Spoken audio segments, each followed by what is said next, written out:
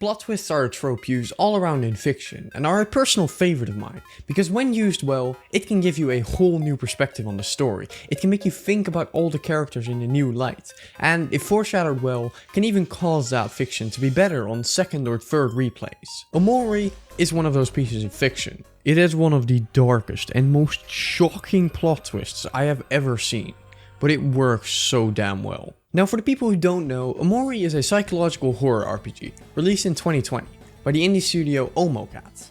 It instantly became a huge hit thanks to its greatly written characters, amazing art style, and most of all, its incredible story. So if you haven't played or watched the game yet, I highly recommend you do before watching this video, as the plot twist and the game as a whole is insanely good to experience blind. Before we actually get into Omori though, I first want to discuss what even makes a good plot twist, because it's not as simple as it may seem.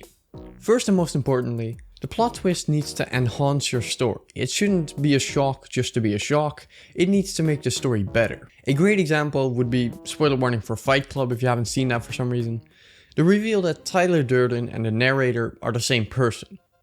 This twist is obviously a huge shock, but it also enhances the story, first way being that this twist comes around with about 26 minutes of screen time remaining, and in the remainder of the movie it uses the effect of the twist to its fullest potential, with the narrator and Tyler fighting for control to try and stop Project Mayhem.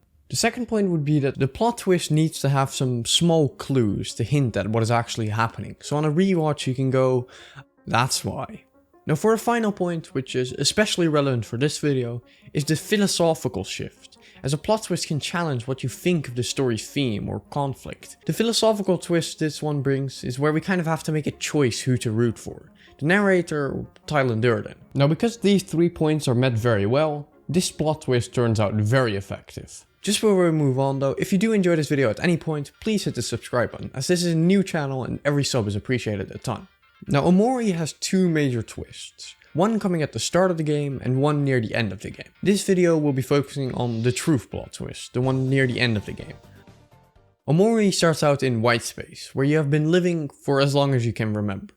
This first section of the game is in a place called Headspace, which is a literal dream world with very vibrant colors, a big playground, some cheery battles, which are a good introduction to the mechanics and seem to set a clear tone for the game. You get introduced to the main cast of characters in Hero, the responsible and caring older sibling figure, Kel, the energetic and sometimes annoying younger brother of Hero, Aubrey, the sometimes aggressive tomboy, and the 3 most important characters in Basil, a shy and peaceful boy, Marie, Omori's bigger sister, and Omori, the character you play as. But after about an hour of cheery gameplay, the game takes a darker turn and reveals that Omori and the entirety of Headspace is all made up in this guy's head. This is Sunny, who is also the character we play as.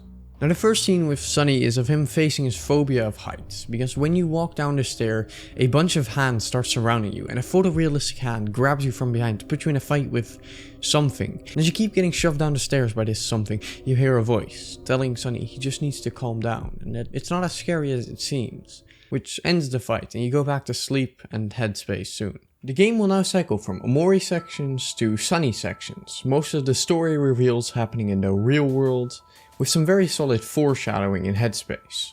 Now the reason Sunny has an entire dream world seems to be because of the tragic death of Marie. This gets revealed on the first day in the real world, where after we hang out with Kel, we get into a conflict with Aubrey, and when we confront her in the church, she snaps after Kel brings up this isn't what Marie would have wanted. We then meet up with Basil and stay over for dinner, but when Kel mentions Sunny is moving away in 3 days, Basil rushes to the bathroom to have a mental breakdown with the same shadowy tentacles we saw earlier in Headspace, asking Sunny if he can see it too, see something behind him. Sunny gets so scared by this he leaves the bathroom and pretends nothing happened.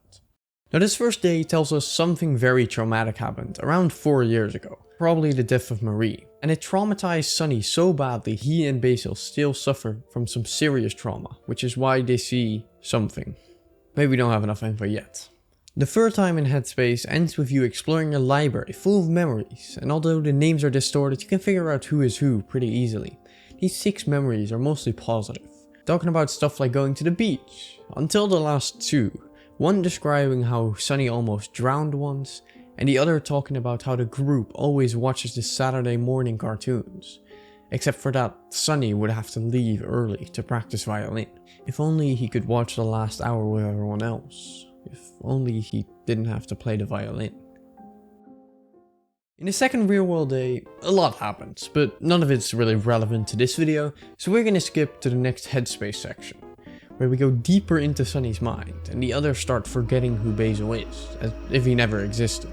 And after beating up a whale, we can enter black space, which is, well, fucked up to say the least. And while Omori uses white space to repress something, black space is the opposite. Everything he wants to hide hidden behind these doors, leading to a whole lot of disturbing areas, where we meet Stranger, which seems to be a silhouette of Basil, who tells us we need to find the truth, and that someone has been waiting to be saved for a very long time. Continuing to open doors, we eventually find Basil in a few of them, and then first turns into a watermelon, then gets eaten by spiders, then gets his head cut off, and then gets murdered by Aubrey, until we finally enter a church, who asks Omori to please forgive him. We get the option to save Basil from something. It's here that Omori decides to stab Basil, completely out of control of the player, basically showing that Omori, and subconsciously Sunny, has not forgiven Basil for something he did, and deep within still hates him.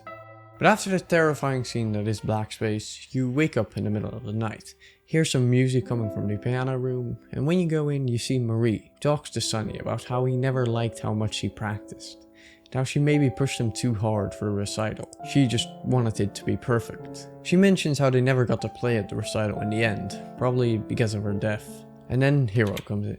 Right after this you go to sleep, but this time you don't go to white space, you just wake up the next and the final day. The day starts out with going to see Aubrey, and with her we find out that Basil's grandma was rushed to the hospital in critical condition. Hero then brings up the idea to go to the old tree house. When walking in the backyard though, we see a stump, and we get a heartbreaking scene in which the game all but confirms Marie's death was indeed a suicide, with some truly gut-wrenching dialogue about what they were doing the day it happened, the day of the recital. Evening hits, and you decide with a feeling of impending doom to visit Basil once again, who has now locked himself in his room and ignores our attempts to help, or even communicate with him. So Hero suggests we sleep over at his place, where we get the final, perhaps most horrifying scene of all, the so-called truth sequence. This starts out by getting into white space, but instead of becoming Omori, this time you are there as Sunny, with Omori just standing there. We destroy the light bulb and it goes completely dark, except for a spotlight on something.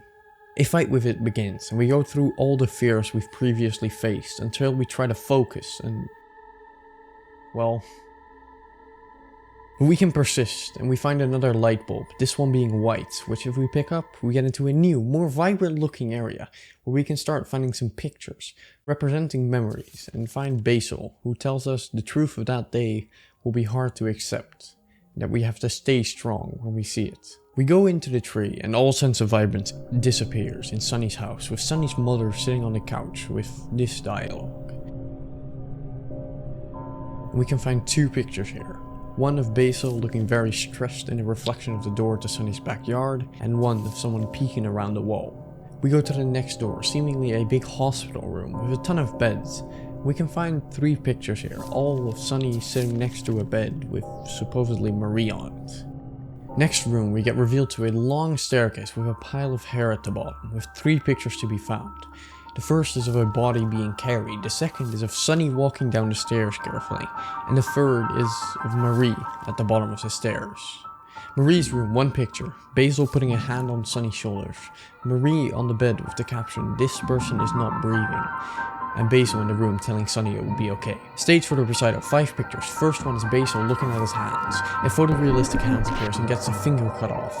Second, Marie at the bottom of the stairs getting half lifted up, another finger goes. Third picture, we see Sunny and Basil carrying Marie up the stairs, another finger goes. Fourth picture, Sunny is holding Marie as if to lay her down, another finger goes.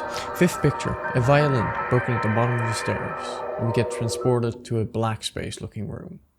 One picture, Marie and Sunny at the top of the stairs. Second picture, Marie and Sunny at the top of the stairs fighting.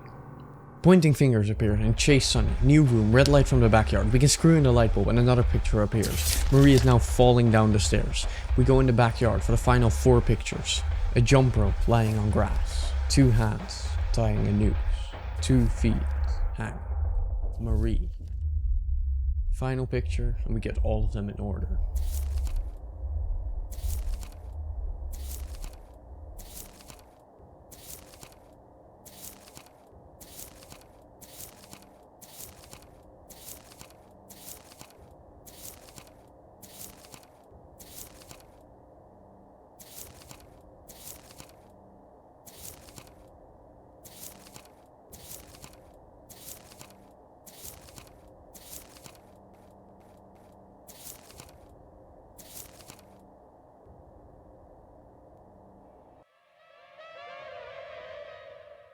As I said in the intro, this is a really dark plot twist. And that is the first thing I want to talk about, which is the incredibly large philosophical twist that this brings. This point is only amplified by the true ending, which ends with Sunny telling his friends, "I have to tell you something." And the game cuts the credits. This open ending leaves about 1 million things to think about, with the biggest fault for most people being, well, what the fuck? The second biggest fault for me though was, how would I react to this? Because really, how would you react if you found out one of your good friends who supposedly killed himself was actually accidentally killed by one of your friends and then covered up as a suicide?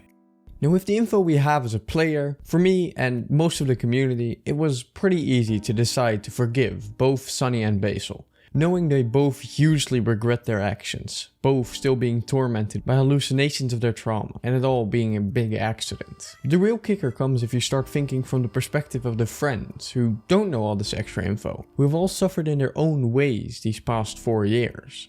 It gets a bit tricky here, because we don't actually know how Sunny explains it. If he mentions anything about the pressure he was under for the recital, if he talks about his hallucinations, or how much he suffered and how much he regrets it.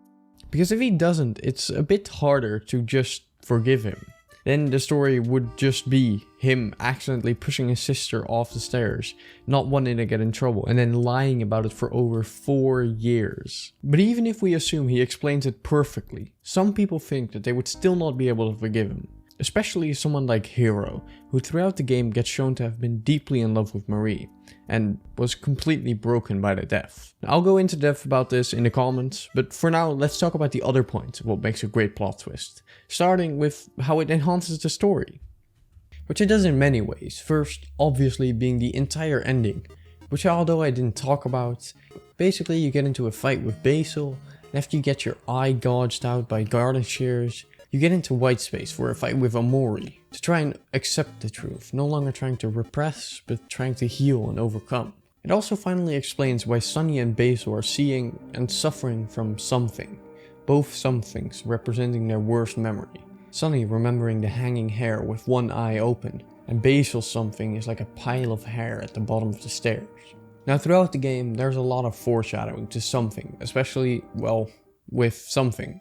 We're seen throughout the game closely with Marie and trees. In the stairs phobia fight, it shoves you. In the spider phobia scene, we can find this black mess at the bottom of the stairs. And the water phobia scene starts by following Marie down the stairs.